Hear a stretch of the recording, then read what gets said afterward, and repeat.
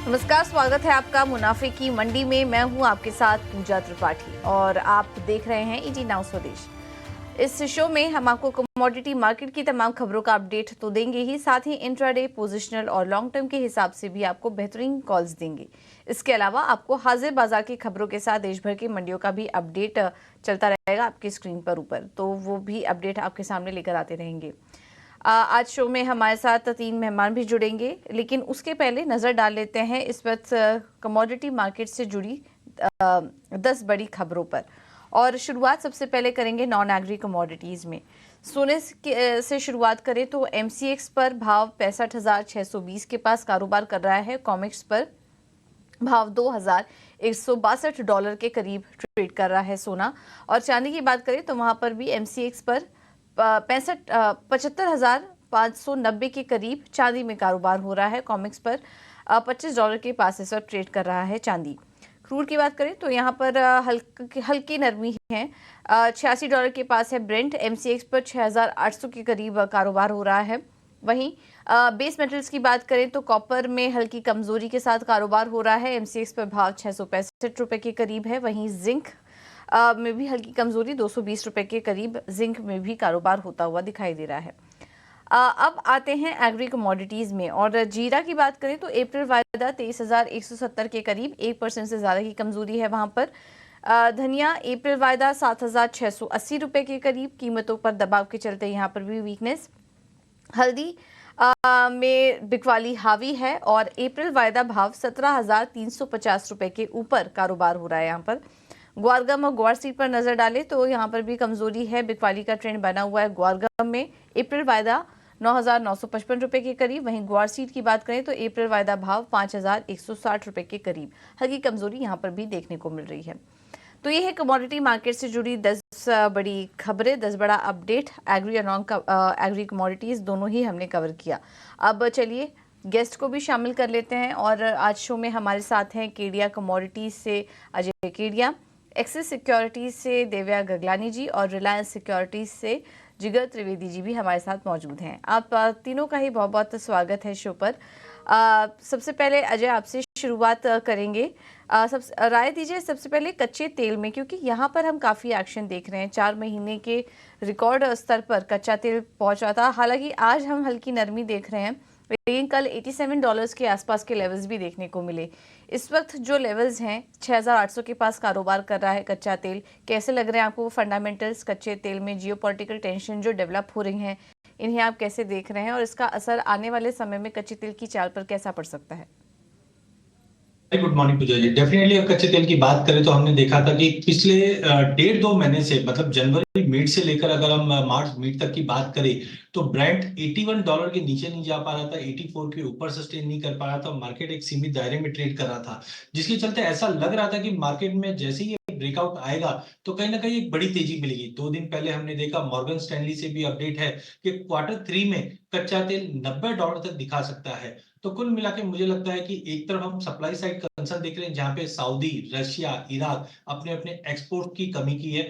वहीं दूसरी ओर ईआईए ने जो प्रोजेक्शन रखा है 2024 का डिमांड का, वो इंप्रूवमेंट है। चाइना से भी हमने देखा कि फैक्ट्री एक्टिविटी के जो 2-4 डेटास आए हैं वो भी पॉजिटिव दिखा रहे हैं। तो कुल मिला के मुझे लगता है एक बड़ी रैली के बाद थोड़ा आज थकावट जरूर दिखाई दे रही है चार्ट्स पे, बट मुझे लगता है कि बेटर रहेगा हम बाय ऑन ड्रॉप की स्ट्रेटेजी बना के चले, जहां पे 6750 पे कच्चा तेल लिया जा सकता है। हायर साइड पे मुझे लगता है कि कहीं ना कहीं प्राइजेस 6,900 से लेकर 7,000 तक का भी लेवल दिखा सकता है। ठीक है, तो ये है सलाब कच्चे तेल पर। और यहाँ पर आगे तेजी के लिए आप चल सकते हैं। 6,900 के लेवल्स दिखाई दे सकते हैं कच्चे तेल में। देव्या जी, आपसे भी समझना चाहेंगे, आपका क्या व्यू बन रहा है क्रूड पर? Good morning. क्रूड ऑयल की मैं बात करूँ तो लास्ट वीक हमें एक अच्छी रैली देखने मिली प्राइसेस के अंदर, ऑलमोस्ट 4% ऊपर था।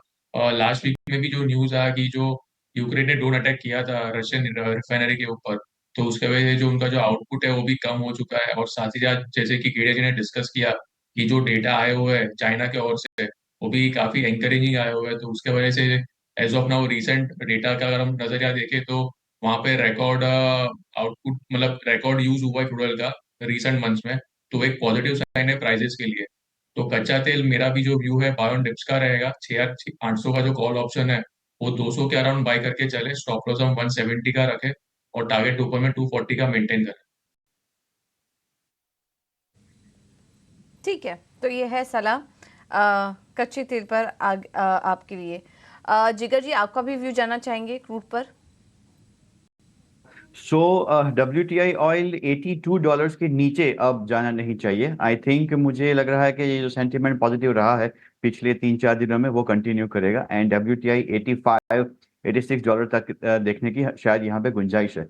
सो फ्यूचर्स में अगर ट्रेड करना है, April contract one can go long around 67.80, 67.30 का स्टॉप लॉस लेकर यहाँ चले 68.80 के लिए। और ऑप्शन की अगर मैं बात करूँ, 6800 के कॉल ऑप्शन 17 अप्रैल के around 225 one can go long, 180 stop loss लेके चले 310 के टारगेट के लिए। ओके, तो तीनों ही एक्सपर्ट का मानना कि यहाँ से जो डाउनसाइड है वो फिलहाल कम दिखाई दे रहा है कच्चे तेल पर, और कोई बिकवाली अगर कोई करेक्शन मिल रहा है तो खरीदने के लिए अच्छा मौका है, और यहाँ से कच्चे तेल में लॉन्ग के लिए आप पोजीशन ले सकते हैं। यहाँ पर अजय जी का भी मानना है कि 6,900 तक के लेवल्स देखने को मिल सकते हैं। बाकी दोनों एक्सपर्ट भी यहाँ पर तेज़ी की ही सलाह दे रहे हैं। चलिए, तो बात हुई क्रूड में और काफ़ी एक्शन यहाँ पर दिखाई दे रहा है, लेकिन अब बात करते हैं गोल्ड और सिल्वर की।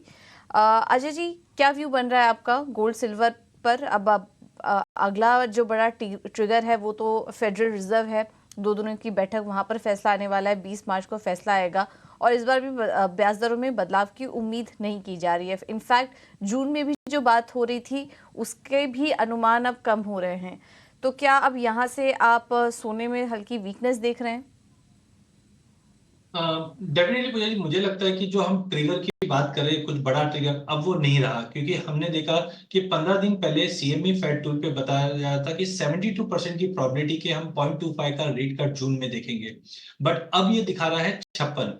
और कहीं ना कहीं हम देख रहे हैं कि डेटा या इन्फ्लेशन का जो मेजर कंसर्न था वो 3.1 के मुकाबले 3.2 रहा है। तो डेटा सेट कहीं ना कहीं सपोर्ट नहीं दे रहा है, एंड मार्केट ऑलरेडी $200 की तेजी हमने गोल्ड में देख ली, खाली ये सुनने में कि 0.25 से रेट कट जून में पॉसिबल है। तो मुझे दिखता है कि दिसंबर में जो सीन था वही अब आना चालू हो गया।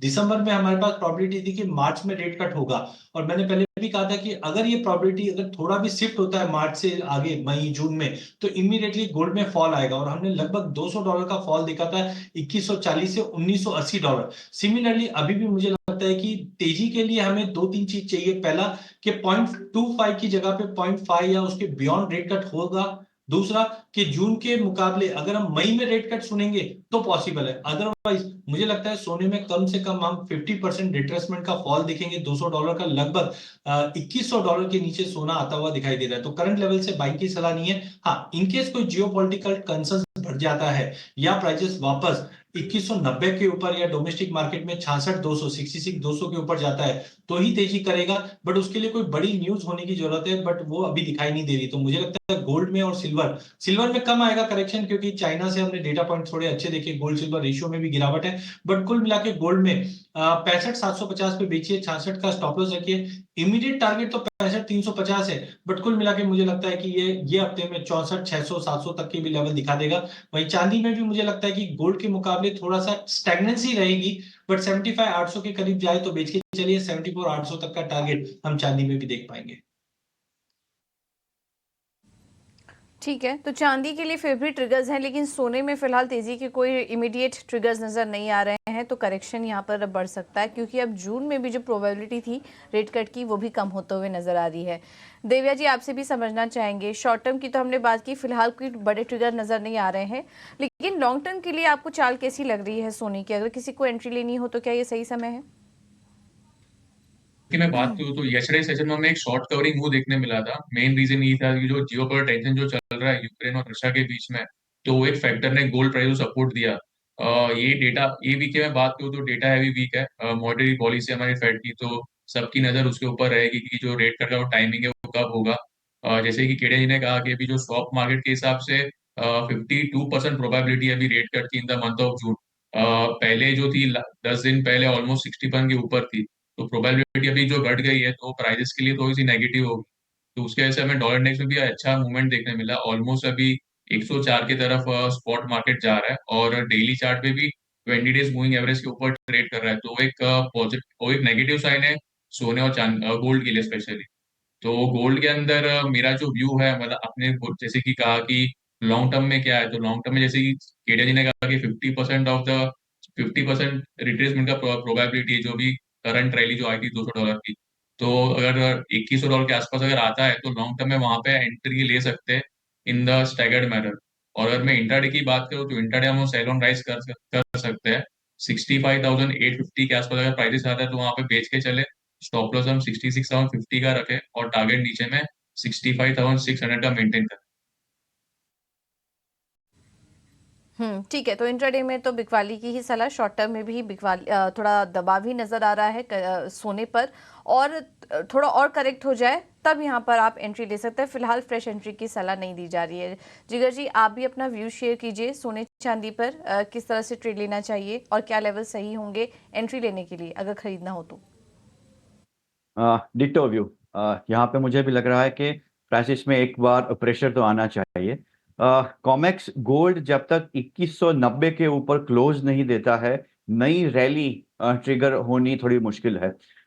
जो फेड की मॉनेटरी पॉलिसी है, आउटकम तो एक्सपेक्टेड है, लेकिन जो इकोनॉमिक प्रोजेक्शंस है, डॉट चार्ट है, वो आएगा। And we expect 3 interest rate cuts in second half of year.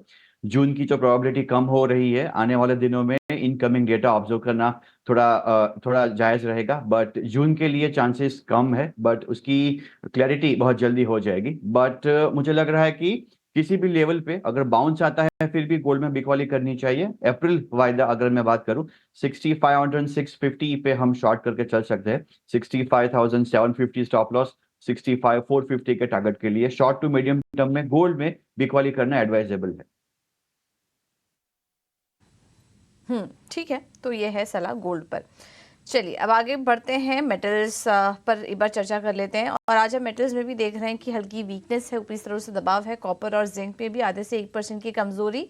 Lead और एल्यूमिनियम काफी छोटे दायरे में कारोबार हो रहा है। अजय जी, क्या व्यू बन रहा है आपका मेटल्स पर?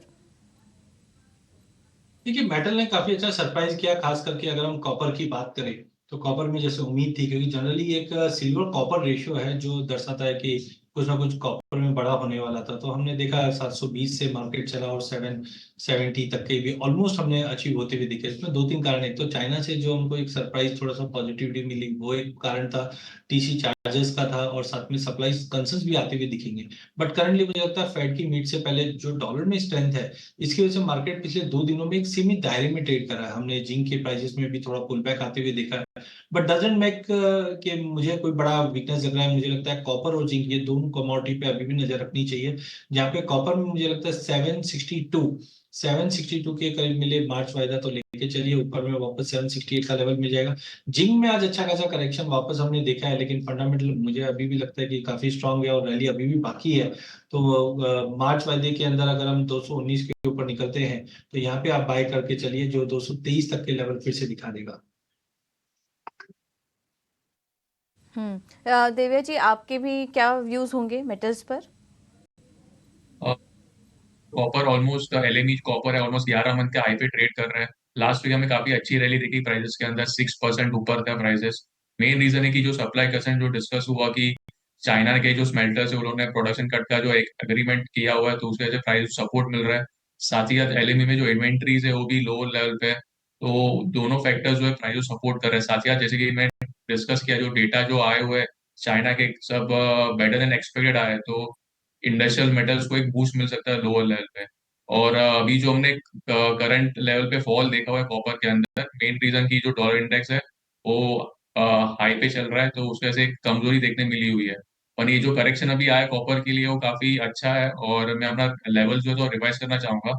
तो करंट लेवल पे हम लोग बाय करके चल सकते हैं 757 के आसपास। स्टॉप लॉस हम 753 का रखें और टारगेट ऊपर में 762 का मेंटेन करें। ओके। तो देव्या जी की सलाह कॉपर पर है, आपको लेवल्स बता दिए हैं। इसके अलावा अजय जी को कॉपर और जिंक दोनों अच्छा लग रहा है ट्रेड करने के लिहाज से, आप यहाँ पर नजर रख सकते हैं। जिगर जी, आपके क्या व्यूज हैं, आपके क्या ट्रेडिंग आइडियाज होंगे मेटल बेस मेटल्स में? ऑफ व्यू से थोड़ा बहुत सेलिंग प्रेशर यहाँ बरकरार रह सकता है। डॉलर इंडेक्स में जो रैली आई है वो यहाँ पे थोड़ा हावी हो रहा है। जिंक और कॉपर दोनों के मेरे जो इनिशियल सेल कॉल थे वो टारगेट भी अचीव हो गए, रिवाइज करने होंगे यहाँ पे लेवल्स को। Zinc March one can go short around current levels 219, 220 का स्टॉप लॉस लेके हम चले और 217 के टारगेट के लिए जिंक में करेक्शन आ सकता है। सो ये this is purely technical, otherwise zinc के जो फंडामेंटल्स है वो प्राइसेस के लिए पॉजिटिव है। अगर 225 के ऊपर प्राइसेस जाते हैं then only one can go long, लेकिन जिंक 4 दिनों से लगातार गिर रहा है, मुझे लग रहा है 2-2.5 रुपए की और यहाँ पे वीकनेस की प्रोबेबिलिटी है। कॉपर हमने 740 से 770 का हमने एक अप मूव देख लिया है, करेक्शन पॉसिबल है यहाँ पे भी मैं अपने लेवल्स को रिवाइज करूंगा। One can go short around 760 current month copper, March 760 पे बिकवाली करे, 763 स्टॉप लॉस एंड 754 752 पे यहाँ पे एक बार प्रॉफिट बुक करके हम वापस से वहां पे लॉन्ग इनिशिएट किया जा सकता है, क्योंकि कॉपर के भी फंडामेंटल सपोर्टिव ही है जो चाइना के डेटा आए हैं वो। एंड 750 के आसपास एक बार लॉन्ग क्रिएट किया जा सकता है, लेकिन at current levels one can go short. ठीक है।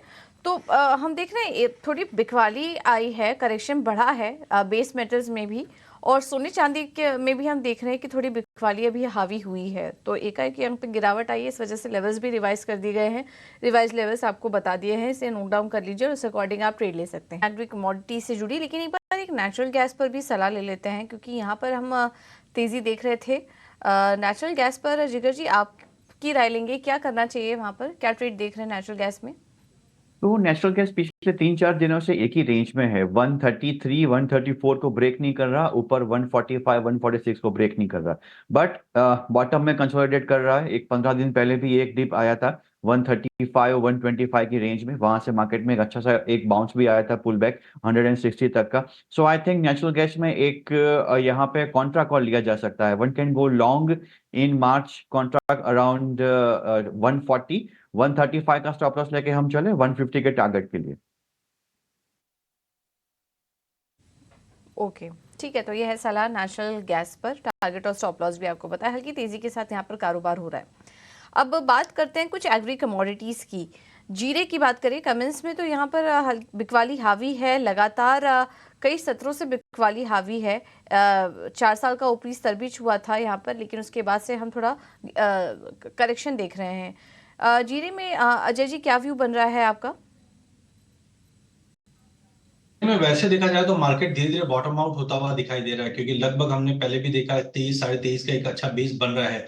इतनी बड़ी गिरावट का मुख्य कारण है अराइवल। इस बार हमने देखा क्रॉप साइज काफी अच्छी है, एफआई द्वारा जो स्टेटमेंट्स आए थे या क्रॉप आए थे वो 1 करोड़ के ऊपर के आए थे, जिसकी वजह से ये फॉल है। क्योंकि पिछले साल हमने 56 की क्रॉप देखी थी, इस बार 1 के ऊपर की, तो सप्लाई हमारे पास काफी ज्यादा है। तो इसके डर की वजह से पाइपलाइन नो डाउट एम्प्टी है, बट फ्लक्चुएशंस और अराइवल प्रेशर के चलते कोई नई बाइंग नहीं है। तो टाइमिंग मुझे लगता है मार्केट में थोड़ा वेट एंड वॉच करना चाहिए, क्योंकि करंट लेवल से शॉर्ट की सलाह इसलिए नहीं है क्योंकि ऑलरेडी हम जानते हैं कि इस बार सितंबर में हमने 65,000 का भाव देखने के बाद प्राइसेस अब 23-23.5 तक पहुंच चुका है। तो करंट लेवल से वेट करने की उम्मीद रखेंगे, और 23,000 के आसपास मुझे लगता है कंसोलिडेशन मिलेगा, और अगले हफ्ते से होली के बाद से कहीं ना कहीं प्राइसेस के अंदर एक सपोर्ट मिलता हुआ दिखाई देगा। ओके, और धनिया में भी सलाह दीजिए अजय। यहाँ पर भी हम देख रहे हैं कि हल्का करेक्शन देखने को मिल रहा है, क्या करें धनिया में? देखिए, जिस ढंग से हमने हल्दी में जीरे में करेक्शन देखा है, उसी का असर हमने धनिया में आते हुए देखा। वैसे अगर हम प्रोडक्शन की बात करें तो इस बार धनिया की क्रॉप पिछले साल के मुकाबले लगभग 50% कम है। नो डाउट जब सेलिंग प्रेशर आता है तो हम सभी में देखते हैं उसी का एक असर है। अराइवल भी थोड़े थोड़े मार्केट में आना चालू है, बट कंपैरेटिवली मुझे लगता है कि धनिया काफी ज्यादा स्टेबल रहेगा सभी कमोडिटी के मुकाबले, धनिया हल्दी और जीरे के मुकाबले। तो आई थिंक आज डाउनसाइड जरूर है, बट ये लिमिटेड डाउनसाइड रहेगा। 76.20 के करीब हम मार्च अप्रैल वाइजर ले सकते हैं, 75-50 का स्टॉप लॉस लगा के 7800 तक का इमीडिएट टारगेट। बट अगर कोई 2 से 3 महीने की व्यू के लिए लेना चाहता है तो आई थिंक अप्रैल वाइजर 77 पे लेना काफी अच्छा रहेगा, जहाँ पे जोखिम काफी कम है। ऊपर में वापस 8,000 तक का लेवल मिल जाएगा। ओके। तो धनिया में आप एंट्री ले सकते हैं, 8,000 तक के टारगेट्स यहाँ पर देखने को मिल सकते हैं। और आप सभी एक्सपर्ट का बहुत बहुत धन्यवाद, अजय जी, जिगर जी और इसके अलावा देवया जी भी हमारे साथ जुड़े थे। आप तीनों का ही बहुत बहुत धन्यवाद आज समय देने के लिए और तमाम कमोडिटीज़ पर अपनी रणनीति सुझाने के लिए। इस बीच एक खबर की तरफ आपको ले चलते हैं और फोकस में है ग्वार पर ग्राउंड रिपोर्ट हम आपके लिए लेकर आ रहे हैं। राजस्थान के सूरतगढ़ मंडी में ग्वार की कीमतों पर किसानों और कारोबारियों की क्या राय है, एक्सक्लूसिव रिपोर्ट के साथ हमारे सहयोगी विश्व मोहन जुड़ चुके हैं। विश्व मोहन बताइए। ईटी नाउ स्वदेश की टीम है राजस्थान के सूरतगढ़ मंडी में, जहां पर ग्वार की बोलियां लगाई जा रही है। तमाम ट्रेडर्स, स्टॉकिस्ट यहाँ पर मौजूद है, ब्रोकर्स मौजूद हैं। उनसे बातचीत करते हैं कि ग्वार को लेकर यहाँ पर क्या माहौल चल रहा है। सबसे पहले सरावगी जी, सुनील सरावगी है हमारे साथ। क्या सर ग्वार को लेकर क्या लग रहा है, किस तरह के भाव चल रहे हैं अभी? अभी तो मंदे भाव चल रहे हैं सर।